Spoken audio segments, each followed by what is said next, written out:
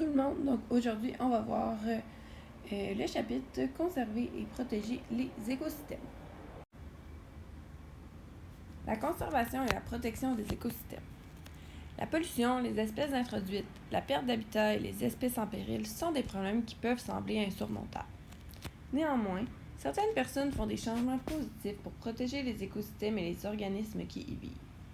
Reconnaître les problèmes et surveiller les changements constituent les premières étapes de cette protection. Dans cette section, tu apprendras comment certaines personnes mettent ces informations en pratique. La préservation des habitats. La création de parcs et d'autres aires protégées est une façon de préserver les écosystèmes. Le gouvernement de la Colombie-Britannique crée des parcs provinciaux. J'imagine que vous en connaissez beaucoup, il y en a beaucoup autour de nous. Le parc provincial de Cypress, de Seymour, il y en a plein. Donc ça, c'est tous des espaces pour protéger. Le gouvernement canadien crée des parcs nationaux. Ça aussi, il y en a au Canada, il y en a plusieurs. La Colombie-Britannique compte 7 parcs nationaux et plus de 600 parcs provinciaux. La figure 3.15 montre le parc provincial Wells Grey, dans l'est de la province. Un des buts du gouvernement canadien consiste à établir des parcs nationaux dans tous les principaux écosystèmes du Canada. Les gestionnaires de parcs essaient d'atteindre un équilibre entre la protection et l'utilisation de l'habitat en permettant aux gens de visiter certaines parties de ces milieux sauvages et d'en profiter. De plus, la Colombie-Britannique compte 134 réserves écologiques. Ces réserves sont établies afin de protéger des représentants de différents habitats de la province, ainsi que des plantes et des animaux rares et en péril. L'accès à la plupart des réserves écologiques est limité, et les gens y vont uniquement à des fins scientifiques ou éducatives. Dans la plupart des réserves écologiques, des gardiennes et des gardiens bénévoles surveillent les activités. Les élèves du Lester Pearson College, près de Victoria, gardent la réserve écologique Race Rocks. Ils travaillent en étroite collaboration avec les Salish de la côte pour gérer le site, de même qu'ils participent aux projets de recherche et d'éducation. La restauration et l'amélioration de l'habitat. Les projets de restauration de l'habitat consistent à restaurer ou à améliorer des habitats qui ont été endommagés. Par exemple, des groupes adoptent parfois un ruisseau. Ils peuvent alors ramasser les déchets et planter des arbres sur les rives. Dans le fond, c'est qu'ils vont s'occuper de ce ruisseau-là. Les projets d'amélioration de l'habitat consistent à améliorer des habitats existants. Par exemple, on peut installer des structures artificielles telles que des nichoirs.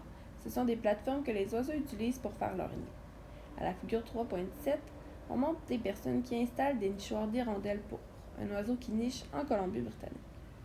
Une autre façon d'améliorer l'habitat est de créer des routes sûres où les animaux peuvent traverser les autoroutes à grand trafic. Par exemple, à certains endroits de la Colombie-Britannique, on installe des buses, c'est des tuyaux, ou des clôtures spéciales pour permettre aux grenouilles, aux serpents et à d'autres amphibiens et reptiles de traverser en toute sécurité.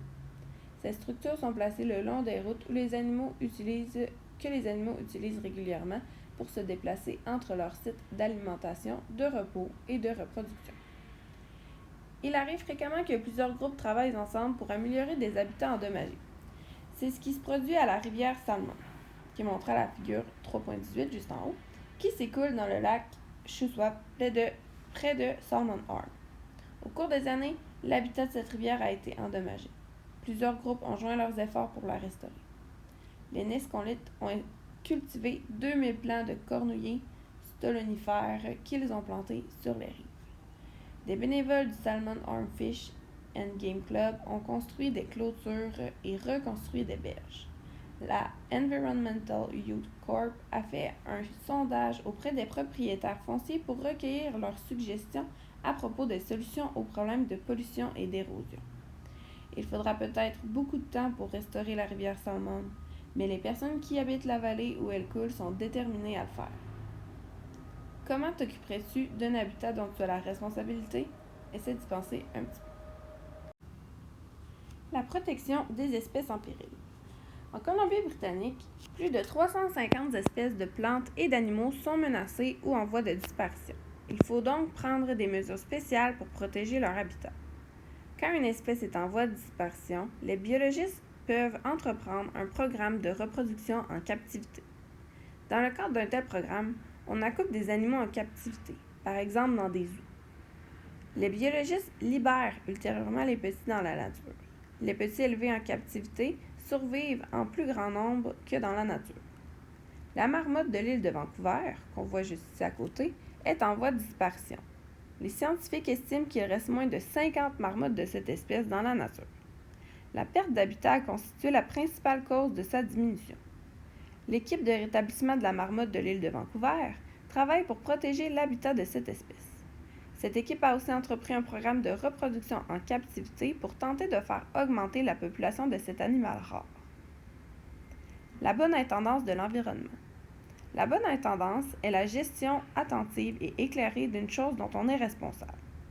Les Autochtones de la Colombie-Britannique faisaient une bonne intendance en utilisant des méthodes de récolte des ressources qui leur permettaient de prendre seulement un certain nombre ou une certaine quantité de ressources. Par exemple, ils utilisaient des nasses ou pièges à poissons, des fascines, qu'on peut voir juste en bas, et des filets pour pêcher les poissons dans les rivières et sur les rives de la Colombie-Britannique. Ces méthodes permettaient de relâcher vivants les poissons pêchés en excès. De plus, si les poissons étaient trop petits ou appartenaient à une espèce non recherchée, ils étaient relâchés. Les Autochtones faisaient aussi une bonne intendance quand ils récoltaient les arbres. Par exemple, les peuples côtiers utilisaient le cèdre à diverses fins telles que pour construire des habitations et fabriquer des vêtements. Ils prélevaient des planches de bois sur les arbres vivants. Ils enlevaient des bandes d'écorce d'une manière qui ne nuisait pas aux arbres, qu'on peut voir juste à côté. De nos jours, on peut voir dans la forêt de nombreux arbres sur lesquels des planches ou des bandes d'écorce ont été prélevées. Ces arbres sont vivants et en bonne santé. Les Autochtones de l'intérieur de la Colombie-Britannique récoltaient l'écorce de bouleau blanc pour fabriquer des paniers, des toits, des canots et de nombreux autres objets.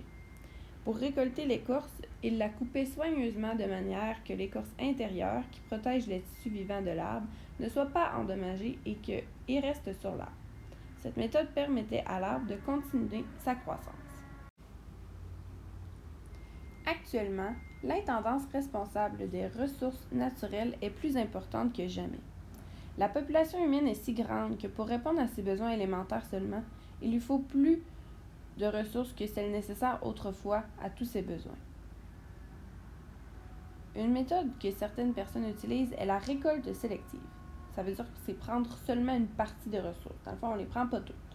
Par exemple, les bûcherons récoltent seulement certains arbres ou de petits peuplements d'arbres à la fois. La chasse et la pêche sont autorisées seulement à certaines périodes de l'année. En agissant en bonne intendante ou en bons intendants de l'environnement, nous pouvons faire en sorte qu'il y ait des ressources pour les générations futures. L'éducation à la vie sauvage. Heureusement pour tout le monde, une grande partie de la Colombie-Britannique est encore à l'état naturel. Cependant, les besoins de la faune entrent parfois en conflit avec les besoins humains. Par exemple, quand les colons sont arrivés en Amérique du Nord, ils considéraient le blaireau d'Amérique, qu'on peut voir juste en bas, comme un animal nuisible. Les gens le tiraient au fusil, le piégeaient et l'empoisonnaient. Ils ne connaissaient pas l'utilité de cet animal dans l'environnement.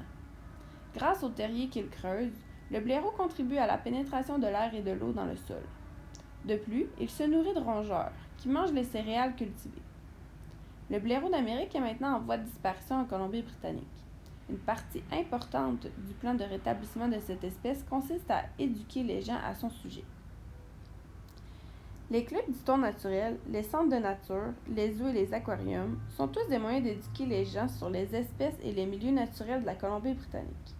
Le programme Living with Wildlife, mis sur pied à Revelstoke, a pour but d'enseigner aux gens comment vivre en sécurité à proximité des ours. Ce programme encourage les gens à garder tous les aliments, les déchets, le compost et les fruits des arbres loin des ours. Si les ours n'ont aucune raison de venir en ville, ils resteront probablement dans la nature. Quand un ours s'habitue à la nourriture humaine, il perd généralement sa crainte des humains. Malheureusement, dans cette situation, il faut généralement abattre l'ours. Une des meilleures façons d'approfondir ses connaissances sur les écosystèmes et sur la façon d'en prendre soin est de passer du temps dehors. La randonnée pédestre, le camping, le canot et la bicyclette permettent de profiter de la nature et d'en apprendre à son sujet. L'élève montré à la figure 3.24, juste à côté, participe à un camp culturel et scientifique au bord de la rivière Coay près de Bella Bella.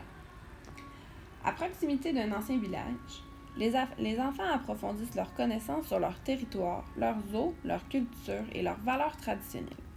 Même si tu ne peux pas aller dans des régions sauvages, tu peux toujours apprendre des choses sur les écosystèmes en observant ton quartier. Observe les oiseaux, fais une marche dans un parc ou regarde des organismes qui vivent dans un fossé.